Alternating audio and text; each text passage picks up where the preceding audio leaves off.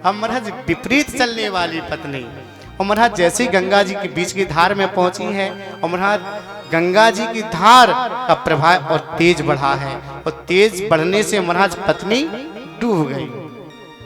अब पत्नी डूब गई महाराज, पर करें क्या? अब महाराज जितने वहां पे सुरक्षा कर्मी लगे थे, सिक्योरिटी लगी थी, उनसे कहा भैया जल्दी जाओ मेरी पत्नी डूब गई, बचाओ उसके लिए।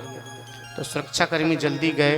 अब महाराज जिधर को धार बहती तो उधर को ही तो जाएंगे, किधर को गई होगी?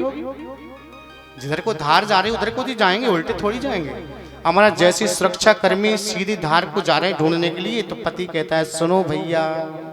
बोले क्या है? ये जीवन भर उल्टी चली है, ये जीवन भर उल्टी चली है, तो सीधी नहीं ये उल्टी गई होगी, इधर को ये उल्टी गई होगी। अब बताओ जिधर से गंगा जी आ रही थी, जिधर को जा रही थी सुरक्षा कर्मी उधर को जा रहे थे, लेकिन ऐसी उल्टी वही होगी। तो महाराज सुरक्षा कर्मी जैसे ही उल्टी धार जहां से आ रही थी उधर की ओर गए हैं, और देखा बीच में जाकर के पत्नी मिल गई, पत्नी मिल गई। यानी कहने का तात्पर्य यह है कि कुछ पत्नियां ऐसी चलती हैं, मतलब सभी बात नहीं, सभी की नहीं है। महाराज पत्नियां 3 प्रकार की होती हैं। कितनी प्रकार की होती हैं पत्नियां? 3 प्रकार की। अब 3 प्रकार की कौन कौन सी होती हैं तो समझ लीजिए आप। एक होती है धर्म पत्नी, और दूसरी होती है अर्धांगिनी, और तीसरी होती है वाइफ। तीसरी कौन सी होती है?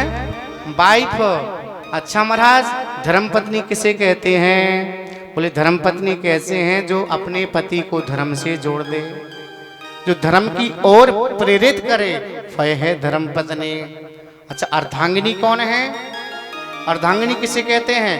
महाराज आपने सुना होगा कि जो पति पुण्य करता है, पूजा पाठ यज्ञ पूजन करता है, तो महाराज पति का आधा पुण्य अपनी पत्नी को मिलता है। मिलता है कि नहीं मिलता है? अरे मिलता है। यदि पति कोई पूजा कर्म करता है, पुण्य कर्म करता है, तो आधा भाग उसकी पत्नी को मिलता है। उसे कहते हैं अर्धांगिनी, जो यानी आधे अंग की भागवान है, वो अर्धांगिनी है। अच्छा वाइफ किसे कहते हैं? वाइफ कहते हैं महाराज जो बढ़िया ऊंची ऊंची एड़ी की चप्पल पहन के चलती है, और महाराज बढ़िया बगल कमर में डाल करके चलती है। क्या क्या डाल करके चलती है? हैं? पर्स। अरे वाह, पर्स डाल करके चलती है, बगल में जल्दी जल्दी। और स्टेशन पे हाल देखो महाराज, झांसी स्टेशन पे महाराज पति का क्या हाल होता है? एक पिट्ठू आगे से, एक पिट्ठू पीछे से, और एक बेटा इस हाथ में और एक बेटा इस हाथ में, और महाराज पति चल रहा है गधा बन करके, कुली बन करके चलना है स्टेशन पे, और वाइफ चली जा रही है बढ़िया चटपट चटपट करती हुई, सैंडल पहुंच गई। और महाराज यदि पति थोड़ा सा लेट हो जाना, कहाँ थे अभी तुमको होश नहीं आता, ट्रेन निकल जाएगी, फिर क्या करें? कहा किससे जाएंगे? महाराज वो होती है वाइफ, यानी जो अधर्म से जुड़ी रहती है वो होती है वाइफ। 3 प्रकार की पत्नियां होती हैं महाराज। पत्नियां ऐसी होती हैं कि जब शादी होती है ना, जब शादी होती है तो प्रथम वर्ष में तो वो होती है क्या? चंद्रमुखी। क्या होती है? चंद्रमुखी। जब पहली बार पत्नी आती तो ऐसा लगता है ये तो चंद्रमुखी है, वाह खिला हुआ चेहरा, बढ़िया हंसी खेलते बोलती है अपने पति से। और मना जब दूसरी बार आती है तो थोड़ी थोड़ी गर्म और हो जाती है पूरी। फिर क्या होता है? फिर दूसरी वर्ष में हो जाती है सूर्यमुखी। क्या सूर्य से क्या निकलता है? तापमान। अभी हम निकलता है कि नहीं निकलता है? कितनी धूप निकली, ताप निकलती है।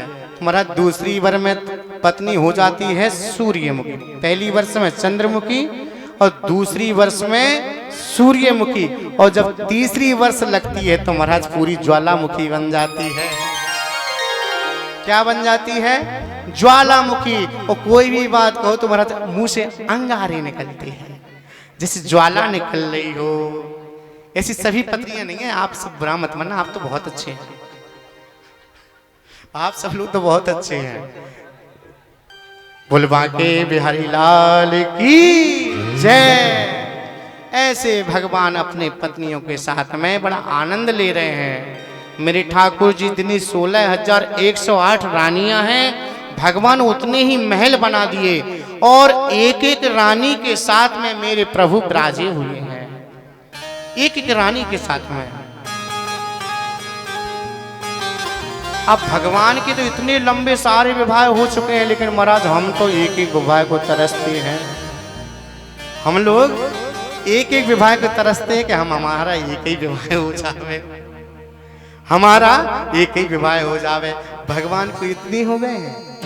आज की दशा देख रहे हैं ना, लड़के कुंवारे पड़े हैं महाराज, लड़के कुंवारे पड़े हैं। कुछ कहते हमारा कैसे भी एक मिल जावे, बस एक मिल जावे हम।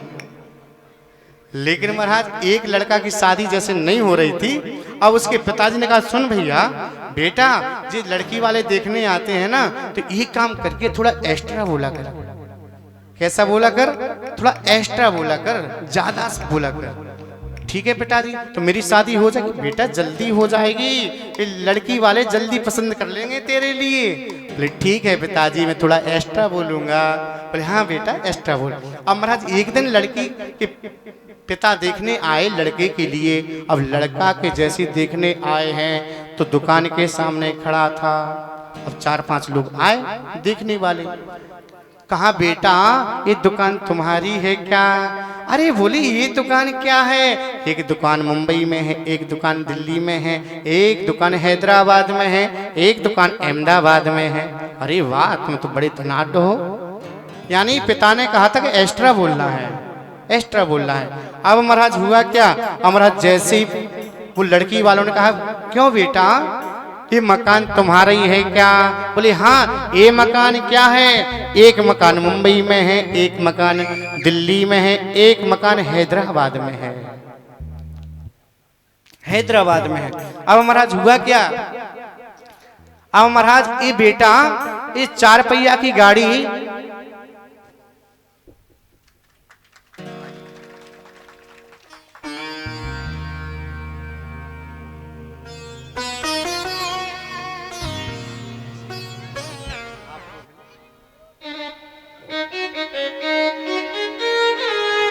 कहते हैं, लड़की वाले पूछते क्यों भैया ये 4 व्हीलर गाड़ी तुम्हारी ही रखी है क्या? तो लड़का क्या बोलता है एक्स्ट्रा। अरे ये क्या गाड़ी है? एक मुंबई में रखी हुई है, एक दिल्ली में रखी हुई है, एक हैदराबाद में रखी हुई है। बड़ी बड़ी गाड़ी BMW महाराज, इतनी बड़ी बड़ी गाड़ी मर्सिडीज, करोड़ों रुपए की गाड़ियां तुम्हारे पास में? बोले हाँ। अब महाराज इतने में आ गए उनके पिताजी, इतने में उस लड़के के आ गए पिताजी। तो लड़की वालों ने कहा क्यों बेटा ये पिताजी तुम्हारे ही है क्या? ये पिताजी तुम्हारे ही है क्या? तो लड़का क्या बोला? अरे ये पिताजी क्या है? एक मुंबई में पिताजी है, एक हैदराबाद में है पिताजी, एक अहमदाबाद में है, एक दिल्ली में है। अरे बेटा तुम्हारी इतने पिताजी? बोले हाँ इतने पिताजी हैं हमारे। यानी इसका मतलब क्या? बोले ज्यादा ही एक्स्ट्रा बोल गया, कुछ ज्यादा ही एक्स्ट्रा बोल गया। तो महाराज लड़की वालों ने समझा ये तो पागल है, ये पागल है। महाराज यही सोच करके लड़की वाले वहां से भग गए, फिर भी लड़के का विवाह नहीं हुआ। अब महाराज उदाहरण तो बहुत है। तो महाराज हमारे एक एक विवाह को हम लोग तरसते हैं कि एक विवाह हमारा हो जावे, लेकिन भगवान के कितने हुए? 16,108। अब एक बेटी आई लड़के को देखने के लिए, क्योंकि आज का जमाना भी है कि लड़की लड़का को देखती है, तभी पसंद करते हैं, एक दूसरे को पसंद आ जाते तब शादी करते हैं। अब जैसी लड़की एक लड़के को देखने के लिए गई तो लड़के ने महाराज लिस्ट बना करके तैयार कर दी। अब लड़की से पूछता है लड़का क्यों तुमको कढ़ाई बनाई आती है क्या? तो तो लड़की बोली हाँ मुझे कढ़ाई बनाई भी आती है। क्यों तुमको चमचम बनाने आते हैं क्या? हाँ मुझे चमचम बनाने भी आते हैं। क्यों तुमको चाउमीन बनानी आती है क्या? हाँ मुझे चाउमीन बनानी भी आती है। क्यों तुमको बर्गर बनाना भी आता है? हमको बर्गर बनाना भी आता है। अच्छा तुमको सब आता है ना? बोले हाँ मुझे सब आता है। लड़की जवाब देती जा रही है। अब लड़का पूछता जा रहा है। अब महाराज फिर लड़का कहता है क्यों तुमको नाचना भी आता है क्या? लड़का बोला तुमको नाचना भी आता है क्या? तो लड़की बोली हाँ मुझे नाचना भी आता है। अरे तुमने इतने हजारों प्रश्न मुझसे कर लिए ना, एक प्रश्न मेरा भी सही तुमसे। लड़की बोली एक प्रश्न मेरा भी तुमसे। बोले सुनाओ तुम्हारा क्या प्रश्न है? अरे अभी अभी आपने कहा मुझसे कि तुमको कढ़ाई बनाई आती है। मैंने कहा हाँ। तुमको चमचम बनाना आता है? मैंने कहा हाँ। आपने कहा कि तुमको नाचना आता है? तो मैंने कहा हाँ आता है। अब मेरा आपसे प्रश्न है तुमको तबला बजाना आता है क्या? बोले तबला की क्या जरूरत? अरे भैया जब मैं नाचूंगी तो तबला तेरा बाप बजाएगा क्या? तबला तेरा बाप बजाएगा? महाराज ऐसी ऐसी बातें चलती हैं। बोले वृंदावन बिहारी लाल की जय। आज मेरे ठाकुर जी 16,108 पटरानियों के साथ में रहते हैं, बड़े भाव के साथ में रह रहे हैं। अब एक दिन हुआ क्या, भगवान के मस्तक में दर्द हुआ है।